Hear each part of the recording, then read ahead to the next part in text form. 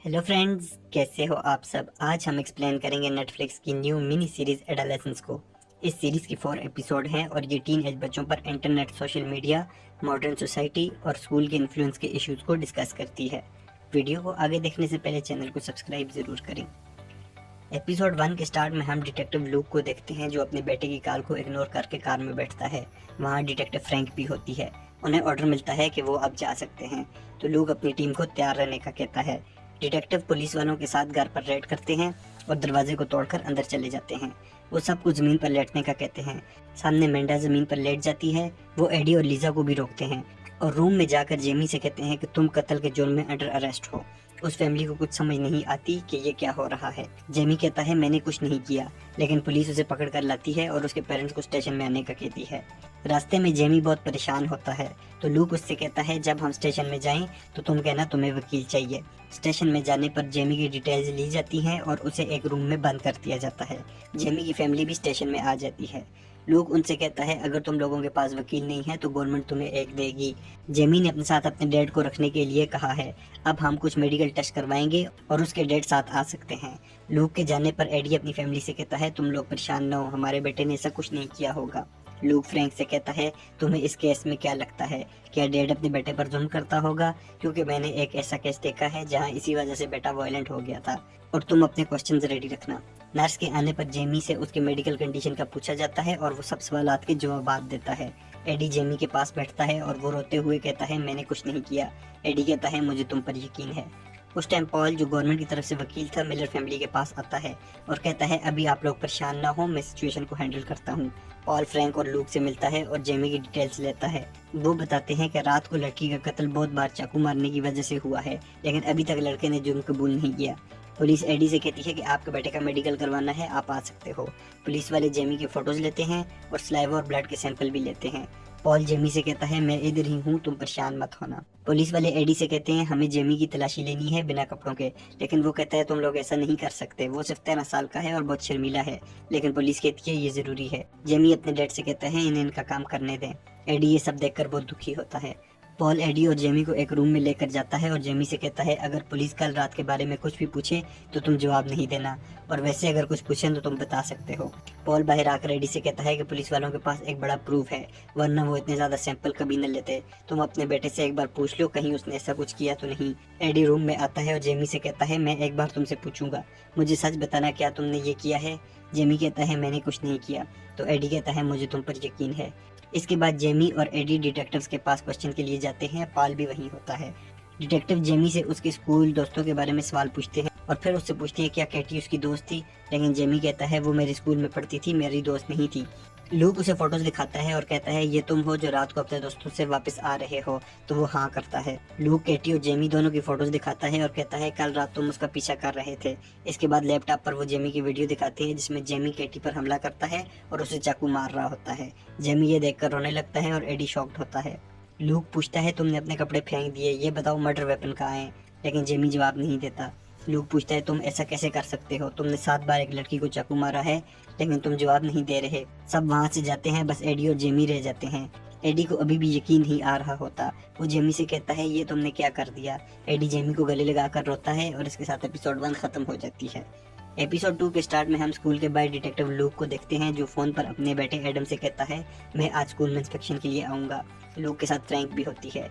वो फेनी मोर से मिलते हैं जो स्कूल की टीचर है। वो कहती है मैं तुम्हें स्कूल का विजिट करवाऊंगी, लेकिन इस इंसिडेंट से सब बहुत ज़्यादा टेंस हैं। रायन टॉमी से मिलता है और कहता है पुलिस आ गई है, लेकिन उन्हें चाकू का अभी तक कुछ पता नहीं है, हम दोनों किसी मसले में न फंस जाएं। तो वो कहता है किसी को कुछ नहीं होगा। एडम अपने डैड का मैसेज सुनता है और उसे वहाँ के लड़के बुली कर रहे होते हैं। फ्रेडो नाम का लड़का उसे तंग करता है। टीचर भी परेशान होते हैं कि अब सब पेरेंट्स बच्चों की सेफ्टी के लिए कंसर्न है। स्कूल का माहौल बहुत अजीब सा होता है, बच्चे टीचर्स की बात नहीं सुन रहे होते और एक दूसरे को बुली करते हैं। फेनी मोर जेड नाम की एक स्टूडेंट को डिटेक्टिव से मिलवाती है। जेड मरने वाली लड़की कैटी की बेस्ट फ्रेंड थी। लोग उससे कहता है हमने एक लड़के को पकड़ा है, लेकिन हमारे पास न मर्डर वेपन है न मोटिव, हमें कैटी के बारे में बताओ। जेड कहती है वो मर गई है और तुम लोगों ने उसके मरने की वीडियो देखी है, अब और क्या चाहते हो, तुम सब कैट को ब्लेम कर रहे हो बस। जेड उठकर वहाँ से चली जाती है। डिटेक्टिव जेमी की क्लास में जाते हैं और कहते हैं किसी के पास कुछ भी इन्फॉर्मेशन है तो हमें ज़रूर दें, लेकिन बच्चे उन्हें सीरियस नहीं ले रहे होते। फ्रैंक लूक से कहती है स्कूल की स्मेल भी कितनी बुरी है। लूक कहता है अगर मर्डर वेपन न मिला तो जेमी बच जाएगा क्योंकि सीसीटीवी फुटेज में उसका फेस क्लियर नहीं है। इसके बाद वो केटी की क्लास में जाते हैं लेकिन वहाँ भी बच्चों से बात नहीं कर पाते। एडम को लूक के सामने बुली किया जाता है और वो कुछ नहीं कहता। अलार्म बजने पर सब बच्चे स्कूल से बाहर आ जाते हैं। लूक जेमी के टीचर से बात करने की कोशिश करता है तो वो कहता है मैं सिर्फ यहाँ पढ़ाता हूँ, बच्चों के साथ पूरा करना मुमकिन ही नहीं है। जेट रायन को देखती है तो कहती है तुम्हारी वजह से ये सब हुआ है और उसे मारना शुरू कर देती है। टीचर रायन को बचाते हैं और उसके मुंह से खून आ रहा होता है तो उसे मेडिकल फैसिलिटी भेज देते हैं। कोई भी बच्चा अपने टीचर की बात नहीं सुन रहा होता। लूक कहता है मुझे उस बच्चे रायन से बात करनी है। वो फैकल्टी में उससे बात करने जाते हैं। लूक रायन से पूछता है कि जेमी क्या महसूस कर रहा था और केटी के बारे में उसकी फीलिंग क्या थी, लेकिन रायन कुछ नहीं बताता। जब लूक मर्डर वेपन का पूछता है तो रायन उठ के वहाँ से चला जाता है। एक टीचर जेट से पूछती है कि उसने ऐसा क्यों किया तो वो सॉरी करती है और रोते हुए कहती है केटी मेरी एक ही दोस्त थी, अब उसके जाने के बाद मुझे समझ नहीं आ रही मैं क्या करूँ। एडम लूक के पास आता है और कहता है मुझे अकेले में ज़रूरी बात करनी है। वो दोनों एक रूम में जाते हैं। एडम कहता है आपने इंस्टा के कमेंट्स देखे होंगे, हर इमोजी का एक मतलब होता है। केटी जेमी को इंसेल कह रही थी। इंसेल का मतलब वो लड़का जो फीमेल को अट्रैक्ट ना कर सके। बेसिकली केटी जेमी को बुली कर रही थी। एडम कहता है मुझे और कुछ नहीं पता, मुझे जो पता था मैंने बता दिया। लूक बाहर आकर फ्रैंक को बताता है। वो कहता है कि स्कूल का एनवायरनमेंट ही खराब है, यहाँ टीचर स्टूडेंट का कोई रिलेशन ही नहीं है। लूक कहता है तुम जाओ, मैं रायन से बात करके आता हूँ। लूक जैसे ही रायन की क्लास में आता है तो रायन वहाँ से भाग जाता है। लूक उसके पीछे जाता है और एक चेस के बाद रायन को पकड़ लेता है। लूक उससे चाकू का पूछता है तो पहले रायन नहीं बताता, लेकिन लूक के गुस्सा करने पर वो कहता है चाकू मेरा था और मैंने सिर्फ उसे डराने के लिए दिया था। लूक कहता है तुम अंडर अरेस्ट हो और फ्रैंक उसे पकड़ कर ले जाती है। लूक वापस आता है और स्कूल को छुट्टी हो गई होती है। वो एडम से कहता है मेरे पास टाइम है, आओ हम साथ मिलकर लंच करते हैं। इसके बाद हम जेड को अकेले घर जाते हुए देखते हैं। एडी भी बाकी लोगों के साथ वहाँ फूल रखता है और सेकंड एपिसोड खत्म हो जाती है।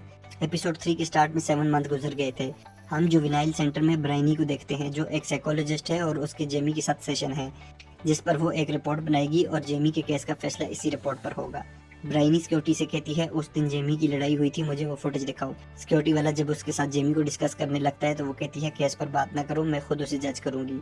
ब्राइनी मशीन से हॉट चॉकलेट लेती है और उसमें मार्शमेलो डालकर रूम में जाती है जहाँ उसे जेमी से बात करनी है। रूम में जेमी खड़ा होता है। ब्राइनी उसे हॉट चॉकलेट देती है और कहती है मैंने तुम्हारे लिए सैंडविच भी लाया है। ब्राइनी उससे बात करती है और उससे उसकी फैमिली का पूछती है। वो पूछती है तुम्हारे ग्रैंड डैड कैसे थे और तुम्हारे डैड कैसे थे। जेमी कहता है ग्रैंड डैड का मुझे ज्यादा पता नहीं, लेकिन मेरे डैड पाप ज्यादा नहीं जाते थे। ब्राइनी कहती है जब तुम आदमी का लफ्ज सुनते हो तो तुम्हारे माइंड में क्या आता है। जेमी कहता है तुम नॉर्मल सवाल क्यों नहीं पूछ रही, क्या तुम मुझे ट्रिक करने की कोशिश कर रही हो। ब्राइनी कहती है नहीं, मैं बस जानना चाहती हूँ क्योंकि मेरी रिपोर्ट से जज फैसला करेगा और इंसान कभी भी इतने सिंपल नहीं होते। तुम अपने डैड के बारे में क्या सोचते हो। जेमी कहता है वो अच्छे हैं, प्यार करने वाले हैं, उन्हें कभी कभी गुस्सा आता है लेकिन उन्होंने कभी मुझे मारा नहीं है। ब्राइनी पूछती है तो वो फ्री टाइम में क्या करते हैं। जेमी कहता है उन्हें स्पोर्ट्स का शौक है, वो सब स्पोर्ट्स देखते हैं, लेकिन मुझे कोई शौक नहीं है। मेरे फिजिकल पीरियड में भी मैं झूठ बोलकर निकल जाता था, वो मुझे भी स्पोर्ट्स के लिए ले जाते थे अगर मैं अच्छे से खेल नहीं पाता, और जब मैं गलती करता तो वो दूसरी तरफ देखने लग जाते। ब्राइनी पूछती है तुम्हें क्या लगता है ऐसा क्यों था। जेमी कहता है लेकिन तुम्हें मेरा हौसला बढ़ाना चाहिए, तुम दूसरे साइकोलॉजिस्ट की तरह नॉर्मल क्यों नहीं हो। ब्राइनी कहती है मैं भी स्पोर्ट्स में अच्छी नहीं थी। जेमी पूछता है क्या तुम मुझे यहाँ से लेकर जा सकती हो, तो वो ना कर देती है। वो कहती है इस टाइम यही बेस्ट ट्रेनिंग सेंटर है। जेमी को बहुत गुस्सा आता है और वो खड़ा होता है और कहता है रायन भी तो अपने घर जाता है। ब्राइनी कहती है उसका जुर्म इतना बड़ा नहीं है। जेमी कहता है मेरा जुर्म अभी साबित नहीं हुआ। ब्राइनी जेमी को बार बार बैठने का कहती है जिससे जेमी को गुस्सा आता है और वो हॉट चॉकलेट फेंक देता है और कहता है मुझे मत बताओ क्या करना है, तुम मेरी लाइफ को कंट्रोल नहीं करती। ब्राइनी जेमी को ऐसा करता देखकर डर जाती है लेकिन वो अपने आप को कंपोज रखती है। सिक्योरिटी वाला वहाँ आता है तो ब्राइनी कहती है मैं अपने लिए चाय लेके आती हूँ। वो बाहर आती है और लंबे सांस लेती है। फिर वो सिक्योरिटी रूम में जाकर जेमी की फुटेज देखती है। ब्राइनी वापस रूम में आती है और जेमी से कहती है तुमसे जुर्म कबूल करवाने के लिए नहीं आई हूँ, बस मैं समझना चाहती हूँ तुम्हारी सोच को। जेमी कहता है तुम सवाल पूछ लो, अब मैं ठीक हूँ। ब्राइनी पूछती है एज अ मैन तुम वुमन के बारे में क्या सोचते हो, क्या तुम्हारे डैड मॉम को मारते थे या उनकी लड़कियां दोस्त थी। जेमी कहता है उन्होंने कभी हाथ नहीं उठाया और उनके सब दोस्त मेल ही हैं। ब्राइनी पूछती है क्या तुम्हारे दोस्त भी मेल हैं, तो वो हाँ में जवाब देता है। वो पूछती है क्या तुम्हें गर्लफ्रेंड चाहिए, तो वो कहता है मैं गे नहीं हूँ, सबको ही चाहिए होती है। ब्राइनी उससे बातों में केटी का पूछती है तो वो कहता है उसने अपनी फोटो एक लड़के को भेजी और वो लीक होकर सब तक पहुंच गई। ब्राइनी पूछती है क्या तुम्हें लड़कियों की ऐसी फोटो देखना पसंद है, क्या तुम्हें इससे पावर मिलती है। तो जेमी कहता है नहीं, मुझे ये अजीब लगता है। ब्राइनी जेमी से पूछती है क्या लड़कियों को तुम पसंद आते हो। वो कहता है नहीं क्योंकि मेरी शक्ल अच्छी नहीं है। ब्राइनी कहती है तुम्हें ऐसा क्यों लगता है, तो जेमी को फिर गुस्सा आता है। वो कहता है तुम नॉर्मल बात क्यों नहीं कर रही, तुम्हें कहना चाहिए कि मेरी शक्ल बुरी नहीं है। सिक्योरिटी वाला जेमी को स्लो होने का इशारा करता है। जेमी गुस्से से ब्राइनी के पास आता है और कहता है तुम खुद को क्वीन समझती हो क्या। वो कहती है बैठ जाओ, तो जेमी चीख के दोबारा पीछे हटता है। जेमी वापस कुर्सी पर बैठता है और ब्राइनी उसे ऑब्जर्व कर रही होती है। ब्राइनी पूछती है तुम और तुम्हारे दोस्त बुली होते रहे हो, तो वो कहता है हाँ ये सच है।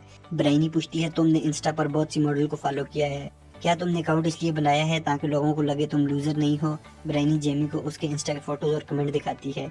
जेमी ब्राइनी पर टोंट करता है और कहता है क्या तुम मुझसे डर गई हो, मैं सिर्फ 13 साल का हूँ, तुम्हारे लिए शर्म की बात होगी। लेकिन ब्राइनी उसे इग्नोर करके पूछती है इन कमेंट्स का मतलब क्या है। वो कहता है कि कैटी उसे इंसल्ट कह रही थी और इन इमोजी का मतलब है कि 80% लड़कियों को 20% लड़के चाहिए होते हैं, बेसिकली मुझे कभी प्यार नहीं मिलेगा वगैरह वगैरह। ब्राइनी पूछती है क्या वो तुम्हें बुरी लगती थी, और वो कहता है मैंने उसे कत्ल नहीं किया, जो भी वीडियो तुम्हें दिखाई गई है वो फेक है। जब कैटी की फोटो लीक हुई तो मैंने उसे डेट पर जाने का कहा, सब उसे बातें सुना रहे थे, मुझे लगा ये टाइम ठीक है, इस टाइम वो मेरे साथ जाएगी। लेकिन वो मुझ पर हंसी और कहा इतने भी बुरे दिन नहीं आए मेरे, वो मुझे बुली कर रही थी और तुम्हें भी इन सब बातों से लगा होगा कि वो बुली है।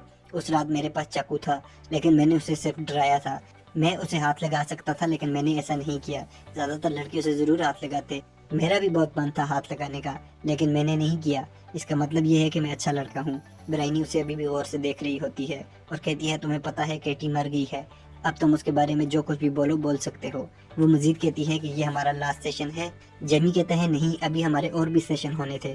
वहाँ सिक्योरिटी वाला आता है और जेमी गुस्से से ब्राइनी से पूछता है मैं तुम्हें कैसे लगा हूँ, मेरे बारे में कुछ गलत ना लिखना, और वो सिक्योरिटी वाला उसे खींच कर ले जाता है। उसकी चीखें सुनकर ब्राइनी रोने लगती है और खुद को संभालती है। वो अपनी चीजें उठाती है और वहाँ से चली जाती है और इसके साथ ही एपिसोड 3 भी खत्म हो जाती है। एपिसोड 4 जो कि लास्ट एपिसोड है, इसमें 13 मंथ गुजर गए होते हैं। हम मिलर फैमिली के घर को देखते हैं। एडी लॉन में काम करके वापस अंदर आता है। मेंढा उसे बर्थडे विश करती है। एडी अपनी मेल्स पढ़ता है तो जेमी ने उसके लिए बर्थडे पर स्केच बनाकर भेजा होता है। उसे देखकर एडी बहुत ज्यादा सैड होता है। लीजा आकर बताती है कि वैन पर किसी ने पेंट कर दिया है, तो एडी भागकर बैठ जाता है और वैन पर किसी ने नॉन्स लिखा होता है। एडी मेंढा से कहता है कि तुम पुलिस को बताओ और सबसे पूछता है कि ये किसने किया, लेकिन किसी को कुछ पता नहीं। मेंढा एडी से कहती है कि हमें इस जगह को छोड़कर चले जाना चाहिए, लेकिन एडी कहता है कहाँ जाएंगे, लीजा का कॉलेज भी शुरू होने वाला है। एडी खुद पेंट साफ करने की कोशिश करता है लेकिन वो उससे साफ नहीं होता। वहाँ से कुछ लड़के साइकिल पर जाते हुए एडी पर टॉन्ट करते हैं और उसे समझ आ जाती है कि ये इन लड़कों ने लिखा है। एडी अंदर जाकर मेडी से कहता है चलो तैयार हो, हम सब मार्केट जा रहे हैं, वहाँ नाश्ता करेंगे और मैं अपनी वैन को भी ठीक करवाऊंगा। मेडी उसे समझाने की कोशिश करती है लेकिन वो बात नहीं सुनता और कहता है लीजा से भी कहो हम सब जा रहे हैं। वो तीनों गाड़ी में बैठकर वहाँ से चले जाते हैं। रास्ते में एडी कहता है नाश्ता करके हम किसी जगह जाएंगे, जैसे जू या सिनेमा घर। लीजा कहती है अब मैं 18 साल की हूँ, जू नहीं जाऊंगी, सिनेमा ही ठीक है। मार्केट में जाकर एडी स्टोर कीपर से पूछता है कि वो पैंट को कैसे साफ करे, तो वो बताता है ये काफी महंगा होगा। एडी कहता है फिर मुझे पैंट दे दो, मैं इसके ऊपर दूसरा पैंट कर लूंगा। वो शॉपकीपर बार बार जेमी की बात करता है जिससे एडी को बहुत ज्यादा गुस्सा आता है। वो बाकी सबके साथ बाहर आता है तो उसे वहाँ वही लड़के नजर आते हैं जिन्होंने पेंट किया था।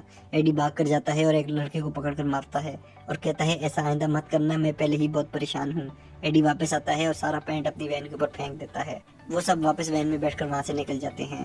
रास्ते में सब बहुत परेशान होते हैं। एडी को सेंटर से जेमी की कॉल आती है और वो उसे बर्थडे विश करता है। वो कुछ देर बातें करते हैं और फिर जेमी कहता है कि डैड मैं अपने जम को कबूल करने वाला हूँ। एडी कुछ नहीं बोलता और मेडी उससे बात करती है। घर आकर वो रोने लगती है और खुद को रोककर अंदर एडी के पास जाती है और कहती है हमें खुद को आगे बढ़ाना होगा। एडी कहता है वो ऐसे कैसे कर सकता है, मैंने कभी उसको मारा नहीं है और उसे हर चीज ला कर दी है। मेरे डैड मुझे मारते थे तो मैं सोचता था मैं कभी ऐसा नहीं करूंगा। दोनों वहाँ बैठकर रोते हैं और जेमी को याद करते हैं। लीजा वहाँ आती है और उनसे कहती है हम यहाँ से नहीं जाएंगे और मिलकर मुश्किल वक्त से निकलेंगे।